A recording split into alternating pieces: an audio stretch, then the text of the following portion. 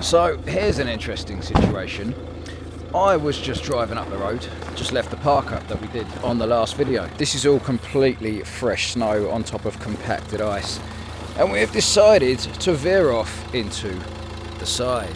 I was really enjoying it because it was like you literally cannot control where the van goes up this hill. It was hard enough last night before the snow was added to it. It's like you steer one way, it's going the other, then it suddenly steers the way you want. And I was having a right laugh with it until the final moments. She has well and truly come off the road. As an added bonus, I don't have any signal. I think it keeps coming and going, so I've dropped Alex through the message because he's not far from here. And hopefully at some point in the next 48 hours, he will receive said message, because I know he happened to buy a tow rope the other day. Luckily it's warmed up a little bit. It's only minus 13.3 degrees at the moment. But for this task, I probably should put on my gloves. I mean, as a last resort, I will start digging. In fact, you know what? The first thing I'm going to try is just reversing out, because it might be a simple fix.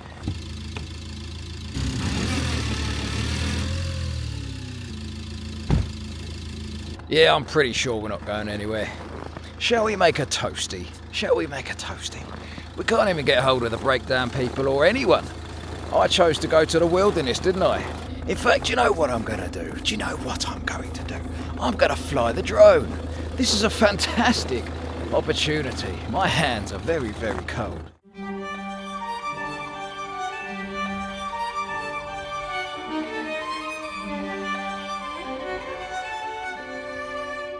Update, it looks like Alex has received my message. I wasn't able to send him a pin on the map because I don't have that much signal. In the meantime, I'm going to stick my gloves on and I'm going to start digging for gold. Forget the van. Let's go find some treasure in the woods. No, let's dig the van out. So I've got the gloves on, I've got my warm hoodie on.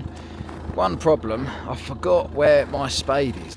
Okay, let's try in here, shall we? My rescue kit is my fuel tank, just in case I need spare fuel. I mean, I forgot to put any fuel in it, but we got one of them. We've got a tyre inflator. That is some gas. Oh, wait a sec, we got rope. Well, we don't have anyone to pull us out, so that's a bit pointless. Okay, it's not in there. I wonder how close we are to it from... Oh, great, my side door won't even open. That's how close we are to it. Okay, emergency bag number 2. Hang on a sec. That is a van. That is Mr. Frood. I was just letting these guys know that I did this for you, mate, because I know you've just bought a tow rope, right? Just bought one, and you need to try it out. Wait, hold on a sec. Don't you worry, the day has been saved. I forgot about this.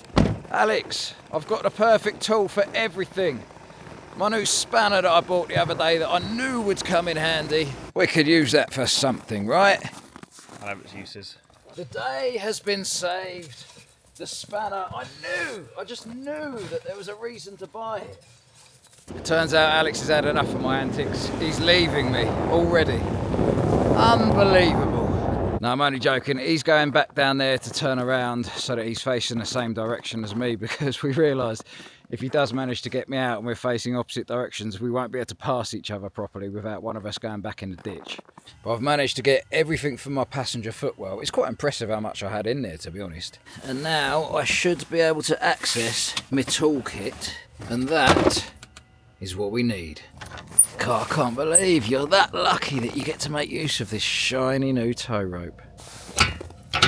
Okay, all 7 cameras are filming, ready when you are. Okie dokie, right, I'm going to start moving off. I'm going to take off flag.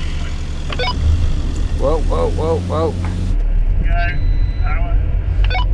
Power's on, but I'm not going anywhere, mate. We are just full on spinning.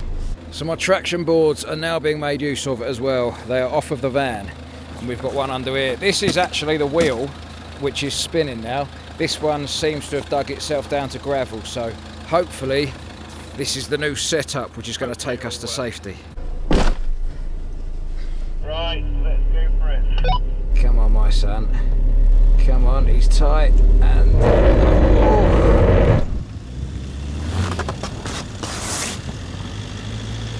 Turns out we are now missing one traction board. She must have flown right under the van. We did make it about 2 inches further forward though, mate. Is that board still in place? Yeah, we're on that one. We're on that one now. Right, I'm taking slack off. Okay, pressure is on. Oh. Traction board's gone. Yeah, I felt that one. Okay, we've lost the board again. But it's not an issue. We'll simply retrieve her. Well, I mean, we must have come at least a foot or my door wouldn't be open like this. How are we looking out here?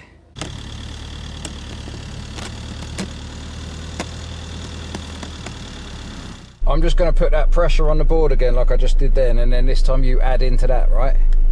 I like the plan, yep, so I'm going to start. Pressure is on. Whoa, stop. This isn't easy, one-handed, so I'm going to put you guys down again and carry on the job at hand. Okay, my hands are absolutely frozen solid. Come on! This is it. This is the one that's going to work. Right, I'm going to start taking the tension off now. Whoa, we are out! Victory! Well, there we go. She is out. Well, I've loaded all the gear into the back, piled up the passenger seat. It's a bit of a mess in here. I wasn't even supposed to start this episode yet. I just turned the cameras on when that extremely entertaining adventure happened. So I'm going to switch them back off, sort the van out, get some food, and then I'll catch up with you guys again shortly. It's currently around minus 16 degrees, a relatively warm day here in the Arctic, and I have got an adventure and a half lined up for today. But first things first, I need to get the van started. I found anything below about minus 15 and it does struggle a little bit. Now most people have what's called an engine preheater that heats up the coolant. I've got something a little different. When I was back in the UK, I fitted an engine oil sump heater. It's basically a pad which I've stuck to the bottom of the oil sump. A plug then leads up into the passenger footwell, and I just plug that into a little power station. And that does a pretty good job of warming things up before I try to start the engine. There is not a great deal to show you today because the last time you guys left me, I was roughly here. And right now I am just down the road a little bit, about here. And now I've just got to fit all of that inside here. Oh no, we're frozen on the inside again. Oh, and I forgot to take my water bottle out of the cab. She is solid. You can do it, pigeon. Oh, look at that. I'm just headed to a rendezvous point where I'm going to be meeting a local, and he is going to be taking me deep into the wilderness and leaving me there. I know that sounds like the start of a horror film, but hopefully it's going to be an adventure I will never forget. Hello. Hey, how you doing? Nice to meet you. Yeah, you too. So I've left the van at the side of the road. It's going to be all right there for a night. I don't think many cars come along this way anyway. And this right here is the method of transport. I feel like I'm a Christmas present in the back of Santa's sleigh. I believe we're currently cruising across a frozen lake. He said we got about 20 minutes to go on this ride. In the summer, there is this little cabin and it floats out over a lake, but obviously it is winter and it is no longer floating on the lake. It is currently frozen solid in the ice, but I've been speaking to this guy online and I've asked if I could go and stay there, even though we are deep into the Arctic winter. We've now left the lake and we're starting to get a little bit deeper into the forest, and we're back on another frozen lake. I have no idea whether this place is going to be heated or not, which is why I've come well prepared. But what I do know is that it is literally in the middle of nowhere.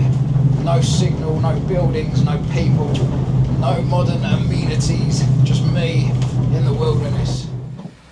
And just like that, I am alone. So I'd like to welcome you to home for the night. She's a little bit frozen over, but she is mine. There's a solar panel here which suggests inside there is a little bit of power, and it is actually a lot more luxurious inside than I thought. This is my viewing platform, so I can look out upon the lake. And if we just trek round to the other side, you can see that this window is actually a full panoramic view. So in a moment I am going to take you inside and show you what it's like, but first you have to check this out.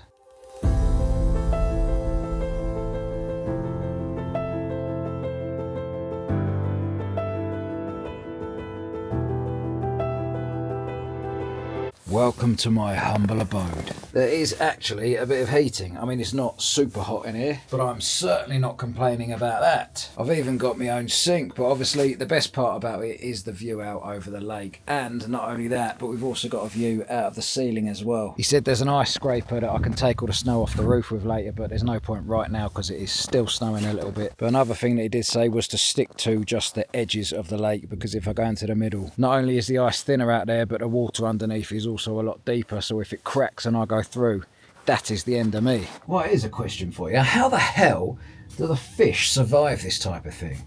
They're under there for months. Just think, there's probably one there, one there, one there, one there. There's probably some right underneath us. Well, how do you do a fish noise? Oh no, that's a pigeon. Right, a fish is... That's not really a fish, is it? But that's probably what they sound like, shouting for help under there. Unfortunately, I don't think I'm going to have clear skies tonight, but it has stopped snowing, so for what it's worth, I'm going to clean off the roof, just in case. Let's open up our very own window to the skies. I'm going to have to be quite quick because I have not put my jacket or gloves on, and it is cold out here. In fact, what was it earlier? -16. Obviously, I don't have my external thermometer with me like I do in the van. But I know it's colder than earlier, so we must be looking at least -20. But anyway, I just had to come outside and show you guys what it looks like now that the light levels are dropping a little bit. It is even more beautiful than it was earlier. And knowing that there's not another human being around me for miles and miles, it just makes it that little bit more special. I was thinking though, what happens if the geezer doesn't come to pick me up in the morning? Because I've got no signal, which means I've got no maps, I've no idea where I am, and it's freezing cold. I guess I'll have to write a note on my drone and just fly it into the distance and hope it lands on somebody's head. Right, my hands are starting to reject my own body, my fingers aren't going in the directions that I want to point them in. I'm shutting down, it's time to get back in the safety of my cabin.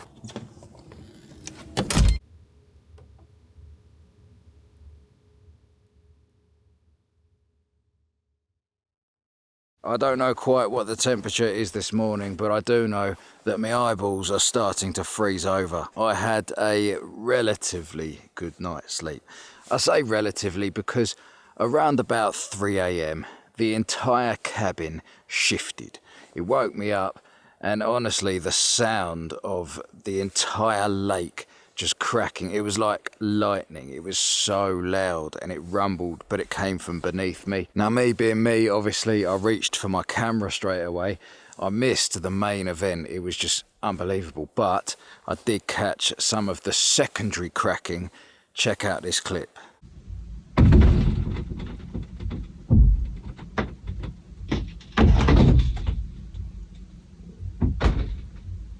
But honestly, compared to the first massive event, that was nothing. But still, I thought it was worth showing you guys. It was a bit mental, I'm not going to lie. And I'm surprised that I've woken up alive and well. I wonder if we should start digging. I can see the actual ice. Look at that. When the guy asked me what time I wanted him to come pick me up, I kind of just said, whatever's good for you, mate. So right now, I've got no idea what's going on. I've run out of food. I only had some snacks and some dry pasta. I was able to rustle up a delicious morning coffee, but I'm also running out of water, so if he doesn't turn up soon, I might have to start boiling up some snow. I guess I better clear up all of this stuff, get it back in the bag, and await my rescue taxi. That is just one of many experiences from this trip that I certainly will not be forgetting for a very long time to come. The Arctic Circle has just been incredible. Round every single corner there is a new challenge, a new thing to see, and every single part of it has been absolutely breathtaking. But we're not finished yet. We're heading back to the van. We're going to find a park up for the night, and there's one more place that I have to visit before we start heading south. There she is, the good old pigeon nestled into the side of the road. I can't see anything coming out of the exhaust, which is a little bit of a worry. I mean, that doesn't even feel hot. Please don't tell me the heating has gone off again. Please don't have a notification, please don't have... Oh no. There's a notification and it's the same thing. Occasionally it will let us clear this. Oh, come on. Occasionally it'll let us clear this quickly. I know I showed you guys a lot about the heating issues right at the start of this series, and there's been a couple of times when I showed you that it stopped working as well, but it's happened way more times than I've shown on camera. And I've actually been working on different things to try and fix it in the background. I've been speaking to various people about it. I've done everything that could possibly be done, and it's still having issues. Because we're heading towards the coast now, the temperature is rising, which means that all of this ice is going to slightly melt and then refreeze over, making it lethal to drive on. But there is nothing I can do about it now. I've been driving for about an hour already, and so far I've seen just one other vehicle on the road, and I've not seen a single building. There's been no petrol stations or anything like that. I've got about another hour until the destination, and I can see the mist is starting to descend on us as well. This could be interesting. We have apparently arrived. I'm in a quaint little village called and in they still have their Christmas decorations up, as you may be able to see in the background. Oh, look at the quaintness. It has charm written all over it. Even this pile of logs looks delightful. But we're not actually here to see this village. God, that smells lovely.